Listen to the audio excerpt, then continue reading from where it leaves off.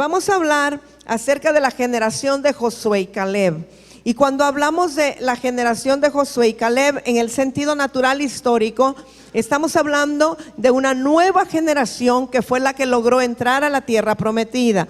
La generación de Moisés no entró, sino la generación de Josué y Caleb, como ya lo vieron este día con hermano Rigo.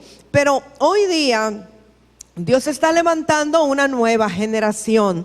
Y cuando hablamos de una nueva generación hoy día, no necesariamente estamos hablando de gente joven cronológicamente hablando, sino que estamos hablando de una generación que está dispuesta a creerle al Señor, una generación que tiene una visión espiritual para ver más allá de lo que se ve, para ver en el mundo espiritual y ver con los ojos de la fe y avanzar y conquistar, no importa qué terribles se vean las circunstancias. Solamente la nueva generación será capaz de conquistar esta nación y de conquistar esta tierra. Y por supuesto se incluye jóvenes, pero no todos los de la nueva generación son jóvenes. Hay ancianos, porque de hecho Josué no era un jovencito, no sé, me imagino que lo vieron este día con el hermano Rigo, pero cuando lo mandaron a espiar la tierra tenía 40 años. Él dijo, yo tengo 40 años. Y si anduvieron 40 años por el desierto, al momento de entrar, penetrar a Jericó y tomar tierra de Canaán, mínimo tenía 80 años. Los 40 que tenía cuando fue a espiar y más los 40 del desierto. Entonces hablamos de una nueva generación y hablamos de Josué y Caleb, y todo el mundo se imagina un muchachito de 18 años, pero el jovencito Josué tenía mínimo 80 cuando entró a conquistar la tierra. Así es que usted y yo tenemos esperanzas. ¿Hay alguien aquí que tenga 80 o más años? No, no tenemos ninguno aquí. Así es que estamos más jóvenes que Josué y Caleb. Pero ¿qué decía Caleb? Que a pesar de los años él se sentía cada vez más robusto, se sentía cada vez más joven, ¿verdad? Porque eso es lo que hace la vida de Dios en nosotros, nos rejuvenece como águila. Yo le aseguro que la vida de Cristo es más efectiva que la jalea real para las arrugas, es más efectivo que el astrotón, es más efectivo que cualquier cosa. Él es la fuente de la eterna juventud. Amén. Entonces somos la nueva generación, amados, ¿verdad? Yo quiero animarles a que ninguno aquí se sienta viejo. A veces dice, ay, es que esto que los achaque, es que es la bola. ¿Cuál bola? La bola de años. No, hermano, ¿cómo va a creer que la bola? De ninguna manera, ¿verdad? Y las mujeres, ay, es que estos calores, es que dicen que la menopausia. Yo les digo que yo no les admito eso de menopausia, menos nada. En Cristo todo es más y nada es menos. Amén. Así es que nada de eso. Tenemos que estar más jóvenes, más rozagantes y más vigorosos, ¿verdad? Bueno, entonces vamos a ver esta generación de Josué y Caleb. Dice Números 13 del 1 al 3, y Jehová habló a Moisés diciendo, envía tú hombres que reconozcan la tierra de Canaán, la cual yo doy a los hijos de Israel. De cada tribu de sus padres enviaréis un varón, cada uno príncipe entre ellos. Eran príncipes los que fueron a espiar la tierra. Y Moisés los envió desde el desierto de Parán, conforme a la palabra de Jehová. Y todos aquellos varones eran príncipes de los hijos de Israel. Lo dice 2 veces. ¿Cuántos aquí son príncipes y princesas del Señor? Somos hijos de un gran rey. Entonces, todos nosotros estamos en esta tierra no solo para espiarla, sino para llevar un buen reporte y para conquistarla, porque somos la generación de conquista. Bueno, entonces estos espías fueron enviados por instrucción de Jehová. Luego lo importante es que todos eran príncipes de entre su pueblo y fueron enviados conforme a la palabra. Muy importante, cuando nosotros vamos a la guerra a conquistar una tierra, tenemos que ser enviados con el Señor, con su respaldo y en el tiempo exacto.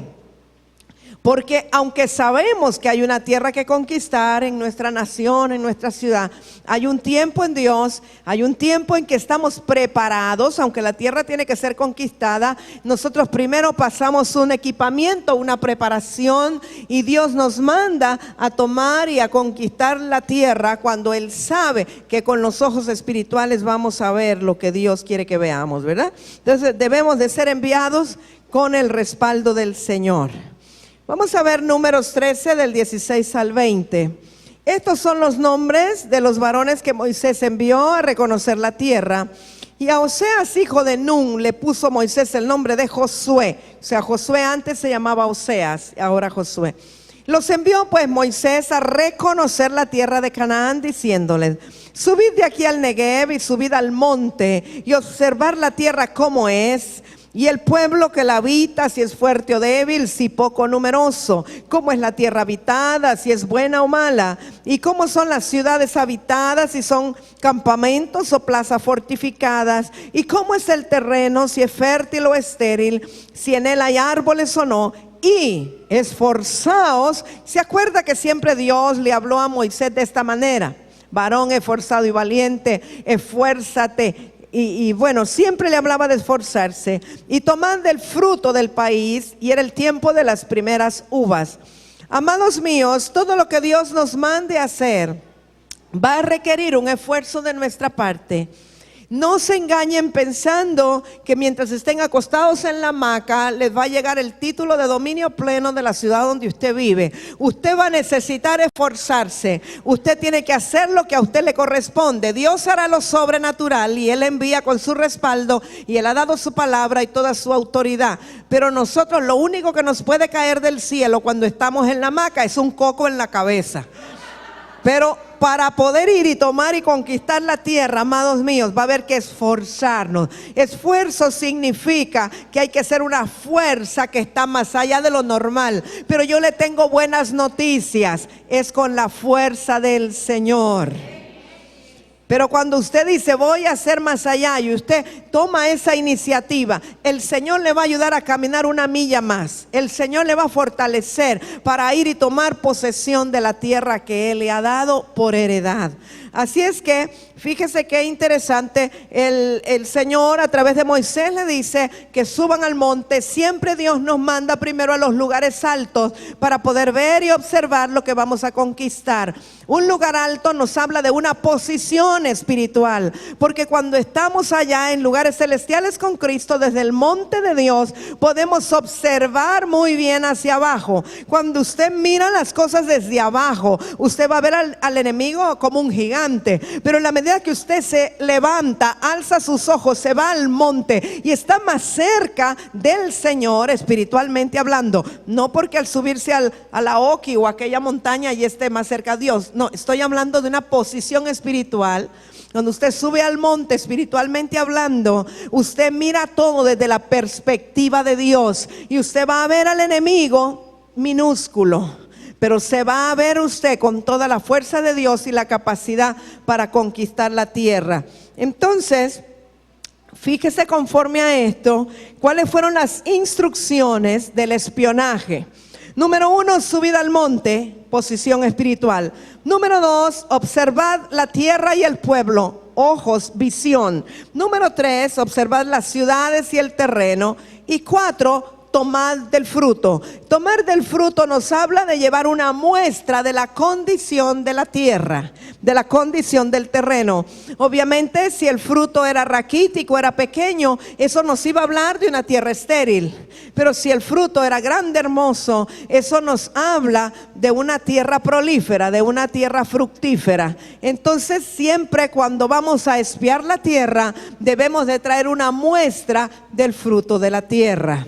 Entonces estas fueron las instrucciones de espionaje, porque muchas veces Dios nos manda a conquistar otras tierras. Probablemente a las hermanas de Siguatepeque Dios les haya mandado a tomar Taulabé, por decir algo. Entonces es una tierra, no sé si estoy profetizando, pero es una tierra que tiene que ser espiada primero y tiene que ser tomada. De hecho, tengo en mi corazón una carga por tomar Taulabé y esas cuevas de Taulabé y declarar la presencia presencia de Dios en todo eso y esa curva, ese lugar donde ha habido tantos accidentes y un principado de muerte, a alguien Dios tendrá que enviar a conquistar esa tierra. Y primero hay que espiarla. Si usted no la conoce, tendrá que espiarla primero. Entonces tomamos autoridad, porque no solo Dios nos manda a tomar la tierra donde vivimos, sino que luego nos va dando asignaciones de otras tierras que quizá no es exactamente donde vivimos, pero que Dios conoce la autoridad que tenemos para tomar esa tierra.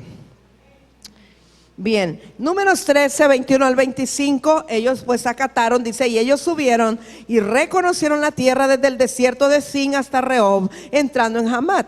Y subieron al Negev y vinieron hasta Hebrón, y allí estaban Ahimán, Sesai y Talmai, hijos de Anac. ¿Recuerdan quiénes eran? Anac eran los gigantes que estaban en la tierra. Sí lo recuerda, ¿verdad? Bueno, entonces estos eran hijos de Anac. Y yo creo que hijos de tigrillo pintado, o sea que si eran hijos del gigante, eran bien gigantes también, ¿verdad? Entonces dice que Hebrón fue edificado 7 años antes de Zoán en Egipto, y llegaron hasta el arroyo de Escol, y de allí cortaron un sarmiento con un racimo de uvas. Un sarmiento es el zarcillo que sale de la vid, ¿verdad? El cual trajeron 2 en un palo. Si usted ha visto cómo se ilustra, es como cuando llevan un balde de agua, más o menos, 2 personas, uno adelante y uno atrás, con un palo en el hombro, y allí venía colgado el racimo de uvas. Imagínense de qué tamaño era el racimo, que no lo pudo traer una sola persona, sino que venían 2 cargándolo en un palo. Tiene que haber sido un racimo gigantesco. O sea que eso nos hablaba de la fertilidad de la tierra. Pero los espías que fueron juntamente con Josué y Caleb, ellos no vieron que los racimos eran grandes. Ellos miraron que los que ahí habitaban eran gigantes. Ellos miraron que la ciudad estaba fortificada. Pero el que tiene visión de Dios ve lo que Dios hace, no mira lo del enemigo, sino que está viendo lo que está a su favor. Entonces ellos trajeron ese racimo de uvas desde el valle del Escol, el arroyo del Escol, y de los granados y de los higos. Las granadas tienen que ver con fertilidad, significan fertilidad. Dice, y se llamó aquel lugar el valle de Escol por el racimo que cortaron de ahí los hijos de Israel, y volvieron de reconocer la tierra al fin de 40 días. 40 es un número muy importante en Israel. 40 habla de un periodo, de una generación. 40 días estuvo Moisés en el monte. 40 días estuvo Jesús para ser tentado en el desierto. Entonces 40 días estuvieron ellos reconociendo la tierra. 40 es un tiempo muy especial de preparación. Entonces vamos a ver la ejecución de esta instrucción. Pues lo que nos relata Números 13 del 21 al 25 es el reconocimiento de la tierra durante 40 días. Número 1, subieron y reconocieron la tierra. Número 2, se encontraron moradores de la tierra. Número 3, definieron un lindero, o sea, hasta dónde llegaba la tierra que iban a conquistar. El lindero era el arroyo del Escol. Y número 4, tomaron del fruto para traer la muestra de lo que allí se producía. Seguimos con Números 13, 26 al 29. Y anduvieron y vinieron a Moisés y a Aarón y a toda la congregación de los hijos de Israel en el desierto de Parán, en Cades. Y dieron la información a ellos y a toda la congregación, y les mostraron el fruto de la tierra. Y yo me imagino a Josué y Caleb diciéndole: miren cómo es de hermoso el fruto, imagínense cómo es de fértil la tierra, es negrita, es preciosa, allí se da todo lo que quieran plantar. Y yo me los imagino a ellos emocionados con aquel gran racimo. Y los otros 10, no, allí hay gente que se traga, los hombres, nos vamos a ver como langostas, como chachalacas silvestres delante de ellos. No, las ciudades son fortificadas. Y así como reportes encontrados, ¿verdad? Como suele suceder hoy día también. Usted llega a un lugar, a una ciudad hoy, y pregunta, o le pregunta a los habitantes o a los moradores de una ciudad, y algunos le van a decir: no, hombre, aquí no hay oportunidades de nada, no hay trabajo, yo me voy a ir de aquí pero en cambio le pregunta a otro y le dice: no, aquí hay grandes oportunidades, porque como todavía no hay maquilas, no hay empresas, aquí hay donde invertir, aquí hay. Entonces depende de la perspectiva de cada uno. Así lo verá y lo dirá. Yo recuerdo siempre algo que leí, de dos personas americanas. Ellos eran socios en una fábrica de zapatos. Y entonces ellos se fueron a la India, a un lugar allá, con la idea de abrir una maquila de zapatos. Y entonces comenzaron a observar a la gente y se dieron cuenta que la gente andaba descalza. Y entonces uno de ellos dijo: no, yo me regreso a Estados Unidos, ¿qué voy a hacer aquí? La gente no usa zapatos. Y cuando regresó a los Estados Unidos, pues le preguntaron el reporte: ¿y qué te pasó? ¿Y por qué no te quedaste en la India para abrir la fábrica de zapatos? No, hombre, que me voy a quedar allá, allá no me iría nada bien, la gente no usa zapatos. Y entonces el otro que se quedó en la India le preguntaron: ¿y tú por qué te quedaste? Dice: este es el lugar ideal para mi fábrica, porque aquí nadie conoce los zapatos. Entonces yo voy a abrir una fábrica y les voy a enseñar cómo usar zapatos. Y el hombre abrió la fábrica de zapatos y hoy es un millonario. Entonces depende de la visión que usted tenga y desde qué perspectiva usted ve las cosas. Y por eso la gente que no tiene visión se ahoga en un vaso de agua y cree que la única alternativa es irse mojado a los Estados Unidos y mandarle dólares a su gente. Pero la gente que tiene visión entiende que aún a las piedras las puede hacer producir, y entiende que si hay visión y está el respaldo de Dios, puede convertir en fertilidad aún lo que sea más estéril. Así que yo espero que ustedes sean de esa generación de Josué y Caleb, que nada los detiene y que pueden ver donde nadie ve. Bueno, entonces dice: nosotros llegamos, y les contaron diciendo: nosotros llegamos a la tierra a la cual nos enviaste, la que ciertamente, ¿con qué seguridad dicen Josué y Caleb? La que ciertamente fluye leche y miel, y este es el fruto de ella. Mas el pueblo que habita aquella tierra es fuerte, y las ciudades muy grandes y fortificadas. Y también vimos ahí a los hijos de Anac. O sea, no le dan importancia, sencillamente dice: sí, nos los encontramos, ahí los vimos a los hijos de... ahí andaban los gigantes, pero como nada, sin importancia. Amalek habita el Negev, y el Eteo, el Jebuseo y el Amorreo habitan en el monte, y el Cananeo habita junto al mar y a la ribera del Jordán. Entonces vemos aquí, resumiendo el reporte, el espionaje culminó con la presentación del reporte ante la autoridad y el pueblo. Número 1, la tierra ciertamente fluye leche y miel. Número 2, la tierra posee fruto, y para eso habían llevado la muestra. Número 3, el pueblo es fuerte porque allá hay gigantes. 4, las ciudades son fortificadas. Pero 5, se ubicaron las poblaciones y sus gentes.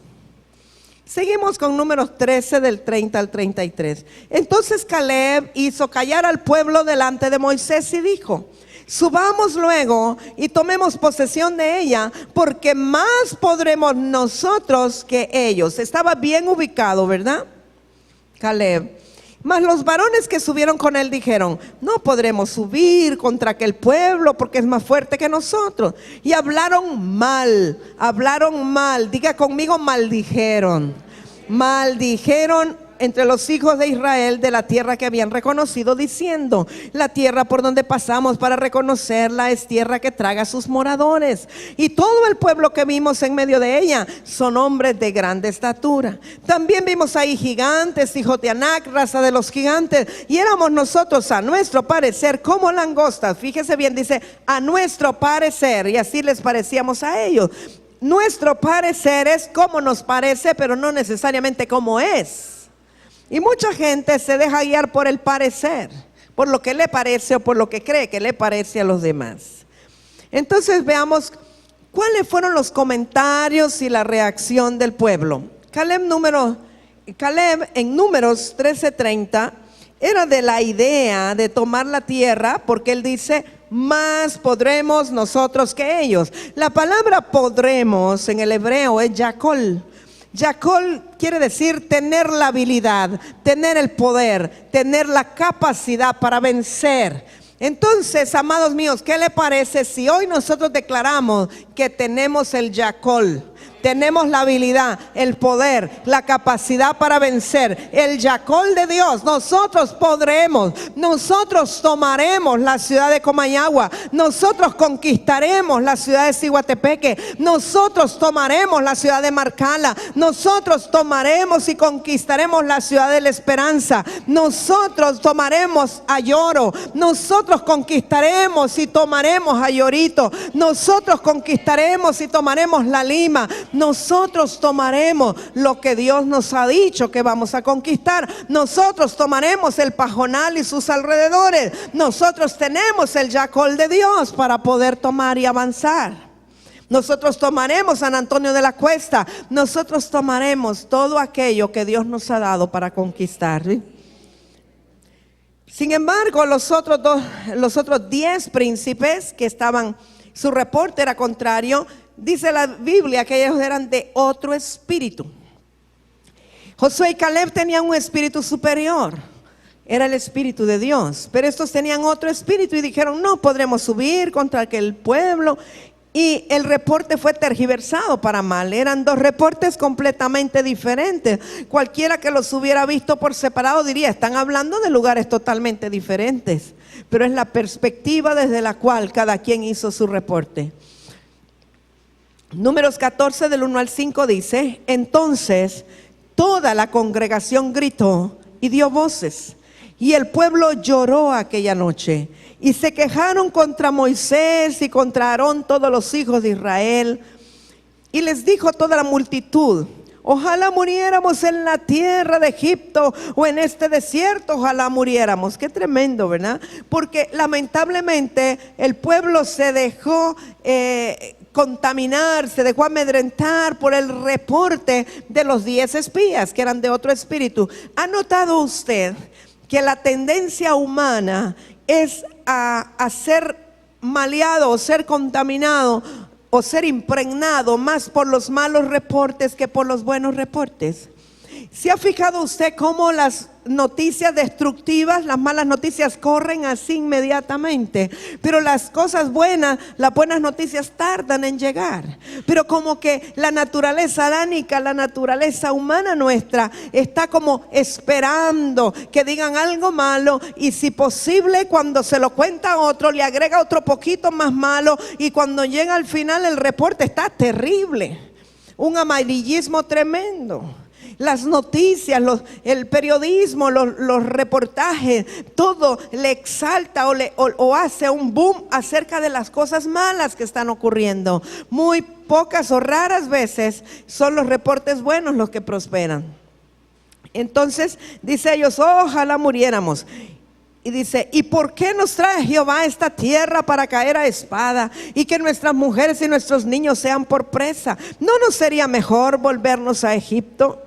Y decían el uno al otro: designemos un capitán y volvámonos a Egipto.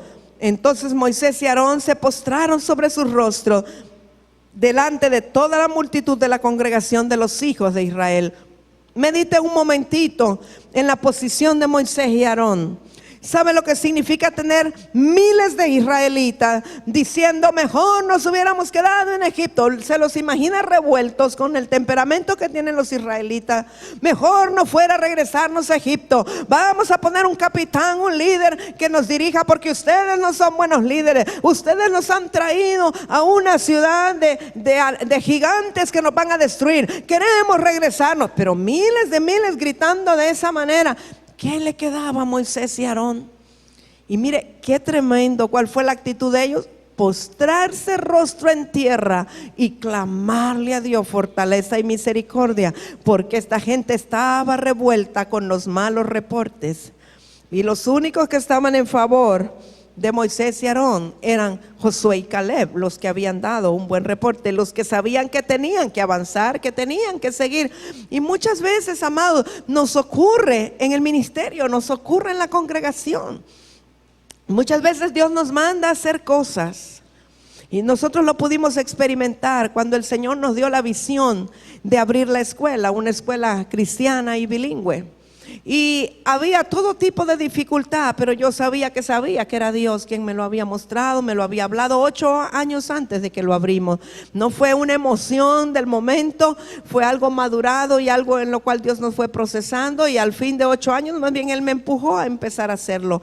Y el dinero era bastante lo que se necesitaba, no estaban los maestros capacitados, había una serie de dificultades, y entonces había momentos que había deseos de gritar y decir no más, y mucha gente decía: ¿y por qué están haciendo esto? ¿Y por qué lo otro? ¿Y por qué mejor no cierran la escuela? ¿Y por qué tal cosa? Y había que hacer oídos sordos y nada más saber que era Dios quien había dicho y creer que íbamos a seguir adelante. Y a veces las personas en las que teníamos más confianza, que eran los miembros de la congregación que tenían sus hijos en la escuela, a veces eran los que más se levantaban en contra, porque al ser hermanos creían que tenían derecho de reclamar. Dicen que la cuña para que apriete tiene que ser del mismo palo, ¿verdad? Y entonces era durísimo, porque en los que nosotros confiábamos que nos apoyaran eran los que primero se levantaban en contra. Y yo decía: Señor, y es tan difícil cuando todo el reporte natural es negativo, y usted tiene que ver con los ojos de la fe de una manera sobrenatural y decir: pero algún día vamos a vencer, pero algún día vamos a triunfar, y algún día van a ver que esto sí es de Dios, y algún día ellos van a ver lo que yo estoy viendo. Y ya ese tiempo está llegando. Pero, amados, yo me puedo imaginar todo lo que tuvieron que pasar Moisés y Aarón, con solamente 2 que estaban a su favor y miles que estaban en contra, y tener que ir hasta el final, porque eso era la comisión que Dios les había dado a ellos, ¿verdad? Entonces, la reacción del pueblo en Números 14 del 1 al 5, el pueblo se queja, se angustia ante el reporte negativo, inclusive quieren destituir la autoridad que está establecida, porque dicen: vamos a buscarnos otro capitán. Entonces Josué y Caleb intervienen en defensa de la causa, porque en ellos sí estaba la convicción de que podrían tomar la tierra. Y ante la ofensiva de la multitud, siempre, amado mío, la gloria de Jehová es tu retaguardia. Cuando todo el mundo está en contra, haz lo que hicieron Moisés y Aarón: póstrate rostro en tierra y no oigas lo que la gente está diciendo. Oye nada más la voz de Dios, que la gloria de Jehová será tu retaguardia, y Él se encargará de honrarte, y Él se encargará de levantarte delante de los demás. Tú nada más póstrate para adorar a Dios, que esa es, hermana Alicia, esa es la mejor alternativa: postrarse rostro en tierra y que digan lo que digan los que quieran decir. Yo recuerdo algo muy especial que aprendí del hermano Ángel. Dice: cuando los perros están ladrando, súbete a la torre, porque los que están en la torre no se bajan a pelear con los perros, se quedan arriba en la torre, o si quiere decirlo, en el monte alto, y que los perros abajo se descuarticen lo que quieran. Pero tú eres un príncipe que estás arriba de la torre, no tienes que bajarte a pelear con los perros. Esto es para alguien también, yo lo sé. Números 14 del 20 al 24. Entonces Jehová dijo: yo lo he perdonado conforme a tu dicho, mas tan ciertamente como vivo yo y mi gloria llena toda la tierra, todos los que vieron mi gloria y mis señales que he hecho en Egipto y en el desierto, y me han tentado ya 10 veces y no han oído mi voz, no verán la tierra de la cual juré a sus padres. No, ninguno de los que me han irritado la verá. Pero a mi siervo Caleb, por cuanto hubo en él otro espíritu, un espíritu diferente, y decidió ir en pos de mí, dice el Señor: yo le meteré en la tierra donde entró, y su descendencia la tendrá en posesión. O sea que por no haber tenido una visión espiritual correcta, los hijos de Israel, Dios no permitió que ellos entraran a la tierra prometida. Toda esa generación pereció en el desierto y no los introdujo en la tierra. Pero dice: a mi siervo Caleb, por cuanto hubo en él otro espíritu, hubo otra actitud, hubo un espíritu diferente de alinearse con lo que Dios había dicho y con lo que sus líderes habían dicho. A él sí, y no solo a Caleb, sino toda su descendencia. Números 14, 35 al 37. Yo, Jehová, he hablado. Así haré a toda esta multitud perversa que se ha juntado contra mí. En este desierto serán consumidos y ahí morirán. Y los varones que Moisés envió a reconocer la tierra y que al volver habían hecho murmurar contra él a toda la congregación, desacreditando aquel país, aquellos varones que habían hablado mal de la tierra murieron de plaga delante de Jehová. Es muy tremendo murmurar en contra de la autoridad de Dios. Es muy tremendo delante de Dios hablar cosas contrarias a las que Dios ha declarado. Cuando Dios te dice que tu ciudad es bendita, cuando Dios te dice que tu ciudad es próspera, cuando Dios te dice que tu ciudad fluye leche y miel, aunque tú no veas que hay ni siquiera una gota de agua, tú tienes que alinearte con Jehová y decir lo que Él dijo. No importa lo que tú veas, tú tienes que creer y declarar por fe lo que Jehová dijo. Cuando en un determinado momento, hace mucho tiempo, en 1991 creo, el Señor nos envió por un tiempo a Choluteca para apoyar a mi mamá en algunas cosas. Y lo que menos yo quería en lo natural era estar en Choluteca. Y me decían, mire, aquí hay una sequía, aquí no hay agua, no van a tener agua en la casa, no ha llovido en no sé cuánto tiempo. Hermanos amados, los reportes eran terribles y de verdad yo en mi corazón no deseaba. Yo nací allí, pero a los 13 años yo salí de Choluteca y había vivido en muchos otros lugares y no había vuelto para vivir en Choluteca. Pero Dios quería hacer algo en mi corazón, en el corazón de mis padres conmigo y restaurar algunas cosas.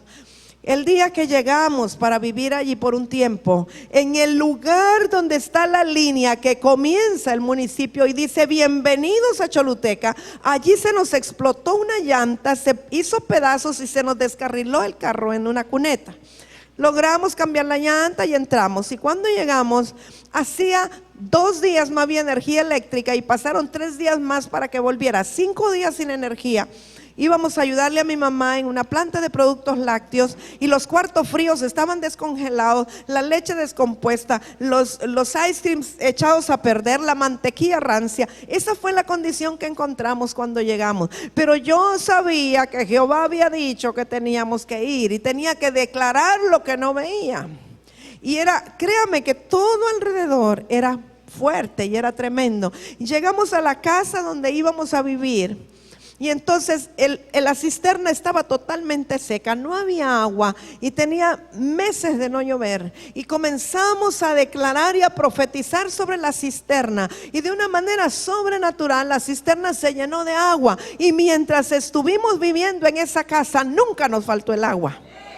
Cuando nosotros salimos de la casa y la entregamos, faltó otra vez el agua. Entonces es tremendo el poder de tu declaración y que tú creas lo que Dios ha dicho en favor tuyo. Tú tienes que creer y alinearte con Dios, no con lo que tu ojo ve, ¿verdad? Entonces vamos a ver, ahorita pues hemos visto el proceso de la toma de Canaán, la tierra prometida, lo que pasó con el pueblo de Israel. Pero vamos a ver un poquito del carácter de Josué y Caleb, en los cuales hubo otro espíritu para tomar la tierra. Y vamos a ver esas primeras instrucciones que le dieron sobre el espionaje. Josué, recuerda que dice que se llamó Oseas. Oseas significa salvación. Él era hijo de Nun, de la tribu de Efraín. Pero Moisés le cambia su nombre por Josué. Jehová es salvación.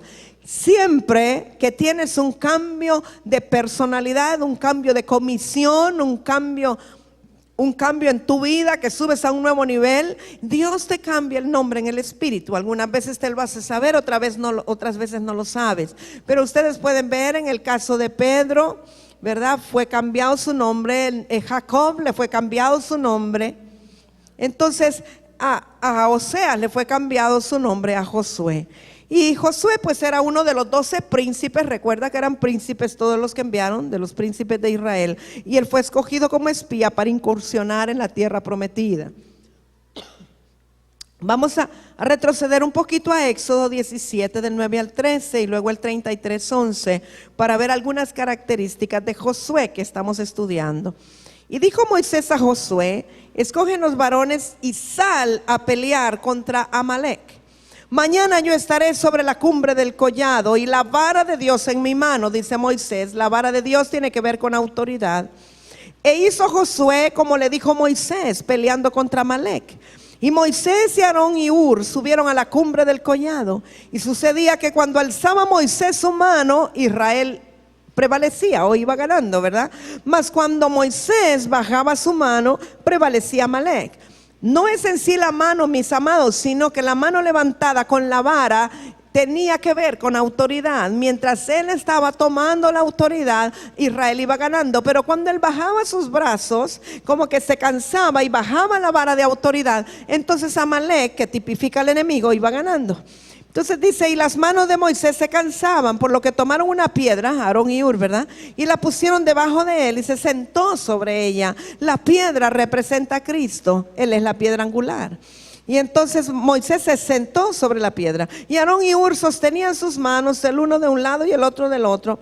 Así hubo en sus manos firmeza hasta que se puso el sol.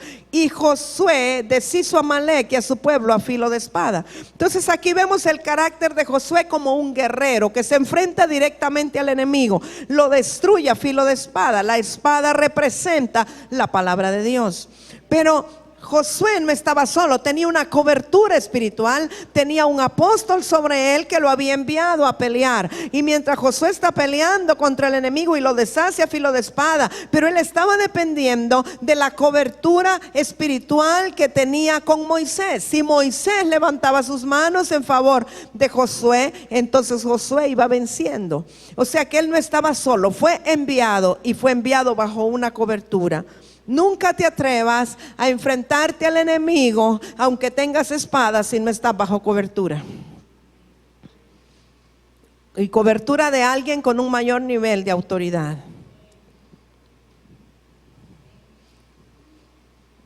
Porque no solo es por decir, no, si mi cobertura es mi hermano, que no. Es alguien que Dios te puso para cubrirte espiritualmente. Y él volvía al campamento, pero el joven Josué, ¿quién volvía al campamento? Moisés. Pero el joven Josué, hijo de Nun, su servidor, nunca se apartaba de en medio del tabernáculo. Entonces Josué era tan fiel a su autoridad, a Moisés, que nunca se apartaba del tabernáculo de reunión. Estaba cuidando el tabernáculo, pero el que no se apartaba del tabernáculo tiene que ver con que él no se apartaba de la presencia de Dios, pero también tiene que ver con la fidelidad que él tiene a Moisés. Sabe, hay mucha gente, muchos líderes que aunque tengan el espíritu que estaba en Josué y que tengan visión y que sientan que son aguerridos y que van a conquistar la tierra, pero si no han sido enviados bajo una cobertura y no hay alguien con una autoridad espiritual apostólica como era Moisés sobre Josué, no van a llegar a ningún lugar. Van a tener mucho activismo, van a hacer muchas cosas aquí, allá, pero no va a haber una supresión de las tinieblas en la obra que ellos están realizando. Es muy importante. Lo importante no es cuánta actividad tú realizas. No es, ay, es que estoy haciendo aquí, estoy haciendo allá, tengo un seminario aquí, tengo que ir para allá. Eso es activismo. El asunto es qué de las cosas que haces tienen un fruto espiritual y sujetan las tinieblas, y tú puedes ver el resultado de que en tu ciudad o en tu lugar hay menos delincuencia, hay menos violencia, la gente se está convirtiendo y estás viendo el fruto de lo que tú estás haciendo. No solo es hacer por hacer y que digan que estás ocupado. Es que lo que vas a hacer es para deshacer al enemigo a filo de espada, pero tienes a alguien que te está cubriendo espiritualmente. Entonces Josué, vemos en base a la escritura anterior, era un varón de criterio, porque Moisés le dice, escógenos varones, o sea que confiaban en el criterio y el discernimiento de él. Él estaba bajo autoridad, bajo la autoridad de Moisés. Moisés le dice con autoridad imperativamente, escógenos, sal a pelear. Le está dando una orden, o sea que Josué era un siervo sujeto bajo autoridad. Y entonces era un hombre de valor, un guerrero que salió a pelear para deshacer a Amalec a filo de espada. Era obediente. Él hizo como le dijo Moisés. Muy importante. Muchas veces los ministros jóvenes creen que ellos descubrieron el agua tibia.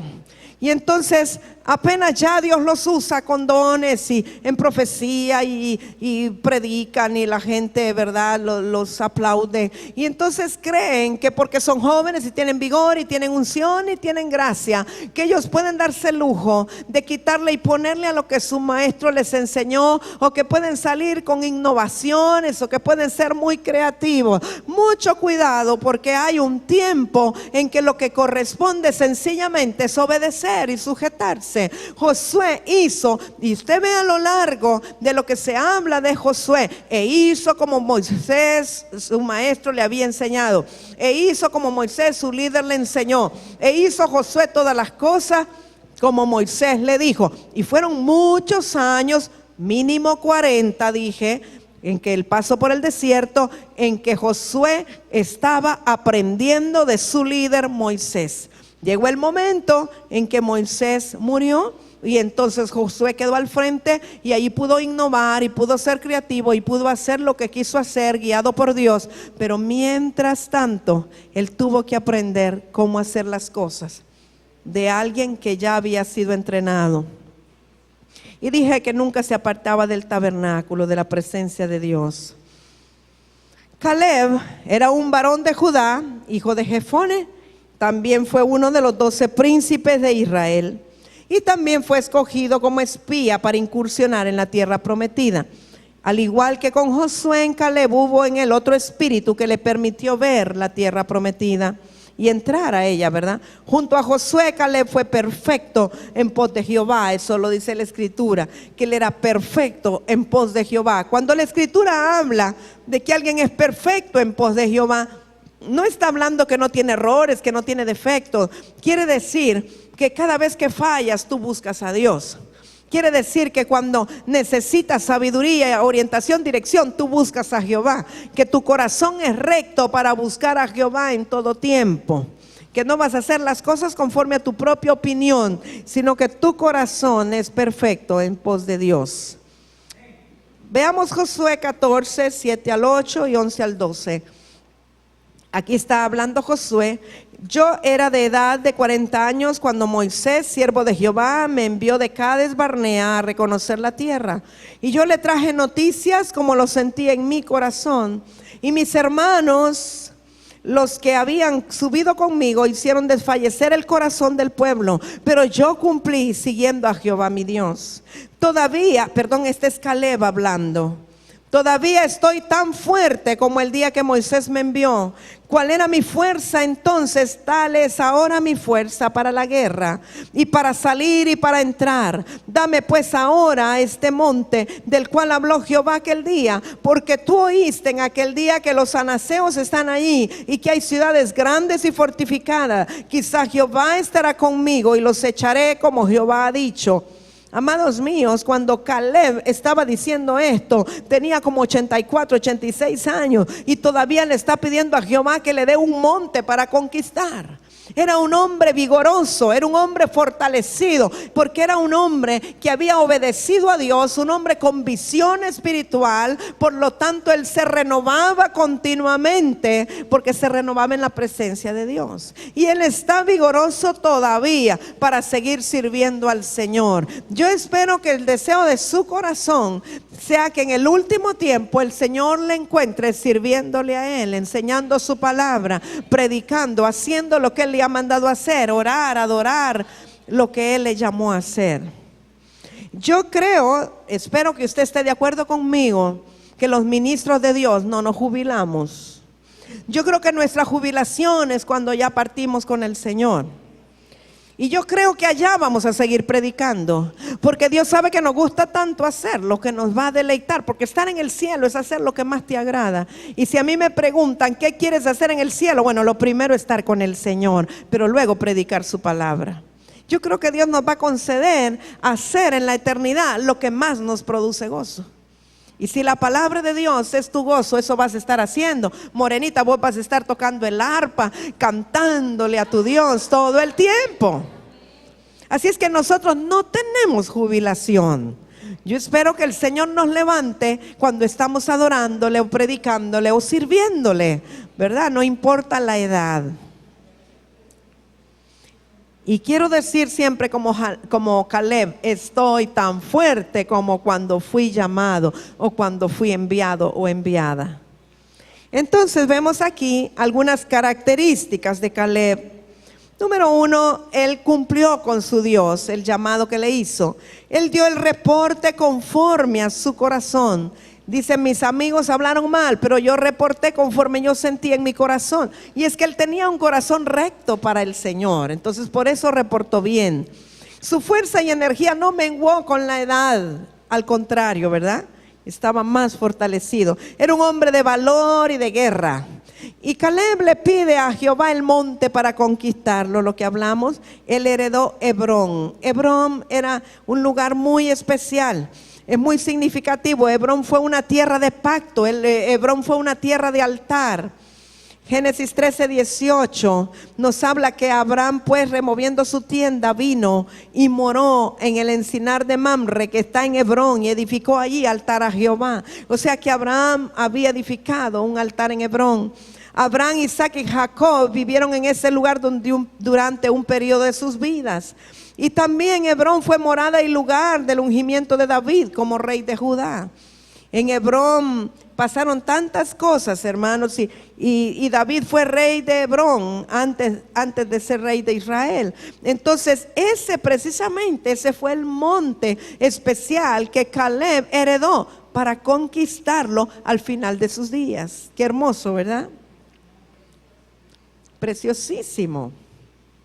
Amados, siento decirte, los años no deben limitar tu llamado, solamente enriquecerlo. Porque entre más tú vives, más sabiduría vas a desarrollar si vives en obediencia. Pero nunca tu edad debe limitar tu llamado. Entonces Josué y Caleb sobreviven a los contados en el Sinaí. Números 26, 63 al 65 dice: estos son los contados por Moisés y el sacerdote Eleazar, los cuales contaron los hijos de Israel en los campos de Moab, junto al Jordán frente a Jericó. Y entre estos ninguno hubo de los contados por Moisés y el sacerdote Aarón, quienes contaron a los hijos de Israel en el desierto de Sinaí. Porque Jehová había dicho de ellos, morirán en el desierto, y no quedó varón de ellos, sino Caleb, hijo de Jefone, y Josué, hijo de Nun. Qué tremendo, amados míos, que de toda una generación de miles de personas, solo 2 hayan sobrevivido, porque solo 2 tuvieron visión espiritual. Qué tremendo es que el alinearte con Dios te trae vida en el espíritu y te trae vida natural.